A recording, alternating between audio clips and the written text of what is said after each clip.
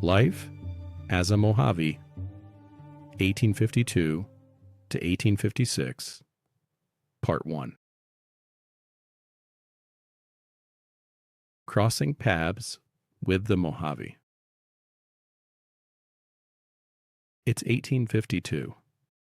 It's been at least one full year since Olive and Mary Ann witnessed the murder of their family and were taken captive by and lived among the Tolkepaya Indians, who, in turn, just sold them to the Mohave. So, who were these Mohave people? If there is one most common and consistent point of view of the Mohave people at the time, at least from recorded European white perspectives, it was that the Mohave men were gorgeous. All reports of the time, including those not otherwise flattering toward native peoples, mention this. You can find photographs of the Mohave from a couple decades later, and, while I'm no expert, they are some good-looking fellas.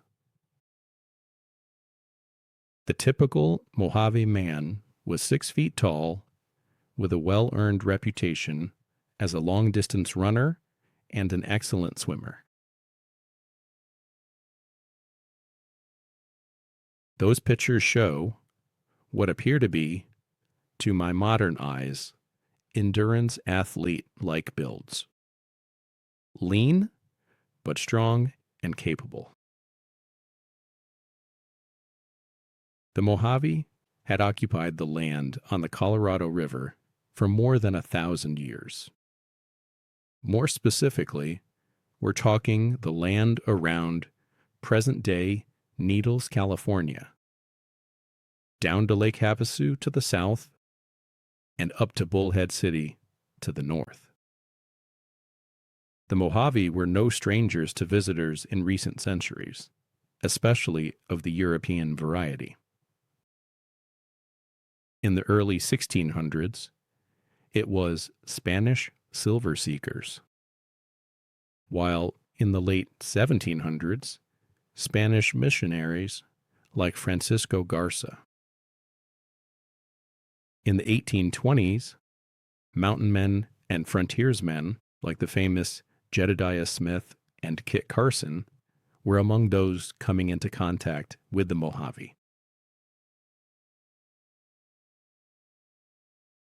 Just the year before, in 1851, while Olive and Mary Ann were being held captive by the Tolkepaya, U.S. Army Captain Lorenzo Sitgreaves led a group of soldiers, scientists, and artists on a surveying expedition that brought them right into contact with the Mohave. Sitgreaves was tasked with mapping out the Zuni and Colorado rivers as future passageways to California, across what would later become Route 66 and the I-40. This wouldn't be the last expedition coming through mapping and exploring the Mohave lands either. Future U.S. expeditions by Whipple, Beale, and Ives would follow in the years to come. Footnote: Lorenzo Sitgreaves, it is in fact who part of our beautiful Apache Sitgreaves National Forest is named for. Mohave Life. For nearly 4 years, Olive and Mary Ann would not only live with the Mohave, but also, at least to some degree, live as Mohave. Cultural assimilation is a tricky thing to speculate on, but to whatever degree the Oatman girls adapted, it's well worth our time to learn a little bit about the world they were now entering, a world they would soon be a part of, and maybe a world that would never fully leave them. housing, and diet. A typical Mohave house was 20 by 20 feet with log walls and a flat roof made of thatch and reed. The doorway, which always faced south, was the sole source of light as well as a place to let the cooking smoke escape. Olive and Marianne would have slept on mats alongside the walls, just as the Mohave themselves did. The Mohave did not seem to have a great reputation as farmers, at least from the European perspectives we have.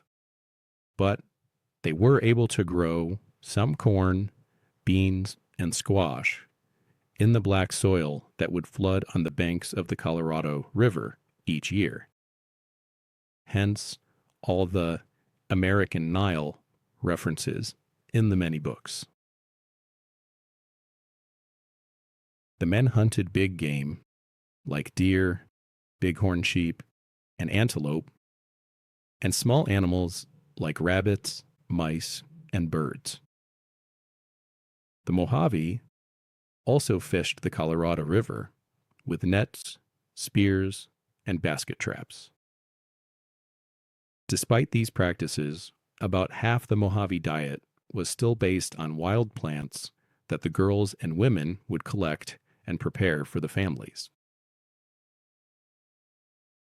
Each family had their own set of pots, jars, bowls, and cooked on open flames, though sometimes they used roasting pits for special occasions. This is where one buries the coals and wraps the food in leaves to bake for hours underground. It was now Olive's responsibility that she and Marianne would learn and execute these practices. As we Arizonans can attest, the climate was dry and quite warm, so the Mohave wore little in the way of clothing.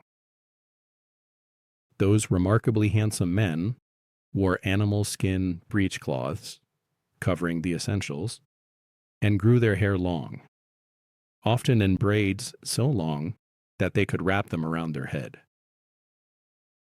The women wore skirts and were bare above the waist, with shoulder-length hair, often cut with bangs in front.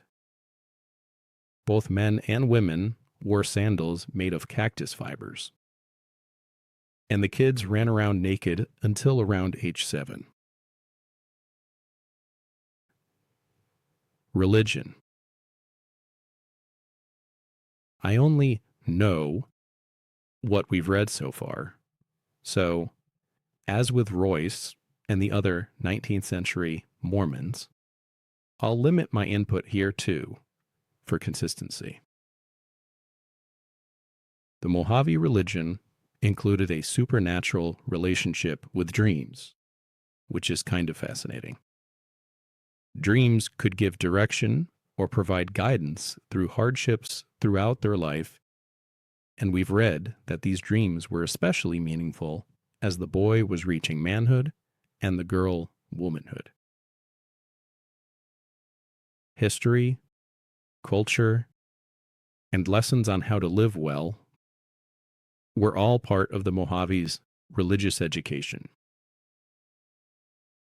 So too, their place in the world, such as how the life-preserving Colorado River came into existence, and also rituals about death, including how to mourn and the burning of bodies on a funeral pyre.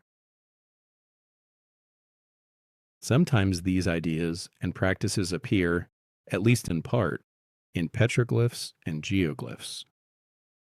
Just one more great reason to preserve and protect such records and artifacts. Crafts and trade.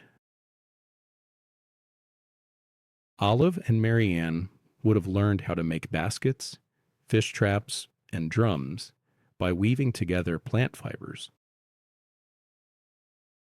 Maybe they even learned a thing or two about how to make the still famous Mohave pottery.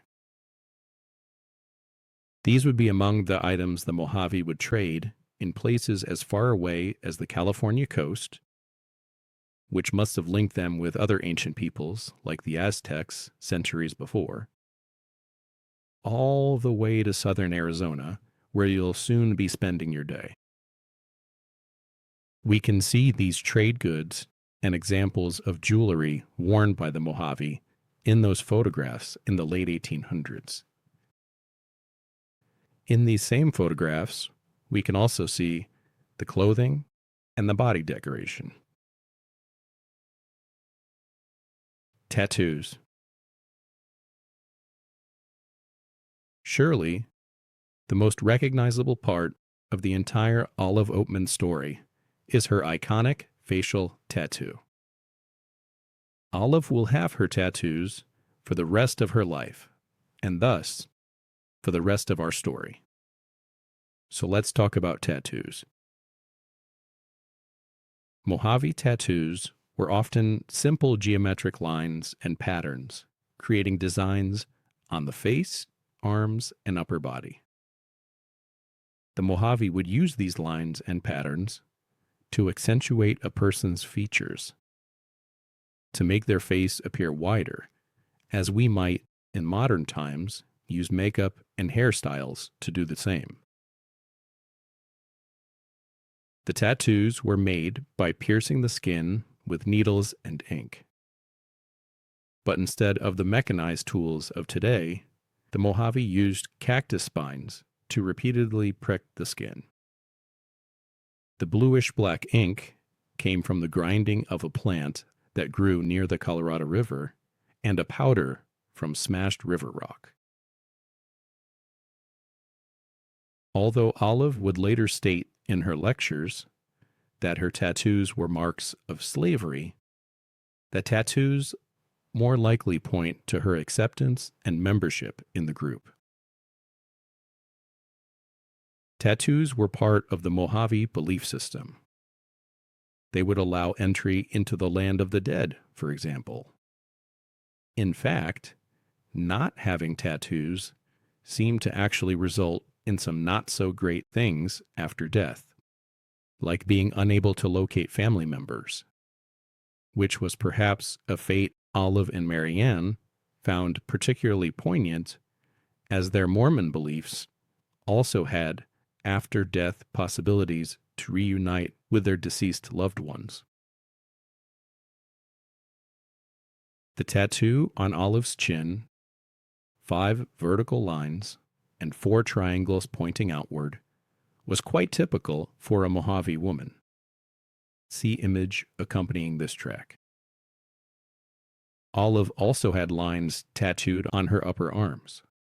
And even Marianne supposedly had tattoos, as they were typically begun around puberty for the Mohave. Other examples of body decoration included face and body paint.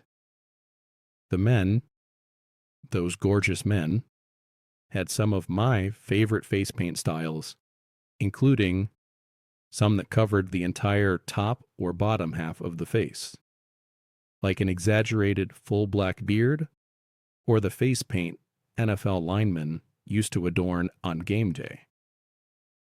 John Randall of the Vikings comes to mind. Family. Family was the core source of identity for the Mohave. Not age, not property, not wealth, family.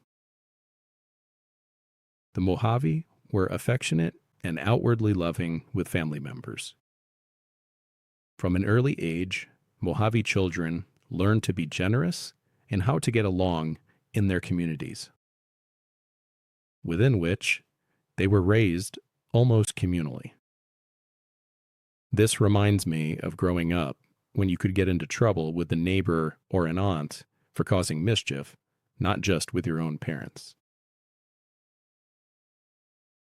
The oldest male was responsible for leading the family, as the case would be for Olive and Marianne when they arrived at the Mohave settlement. Families were responsible for producing their own food and had to work together to keep each other safe and well fed. The kids and I also read about how families would claim a common ancestor to identify with, like a hawk, or rattlesnake, or the sun, which, we agreed, is kind of awesome. Men and women married multiple times, which must have been one more example of culture shock for Olive and Marianne, though perhaps not highest on the list.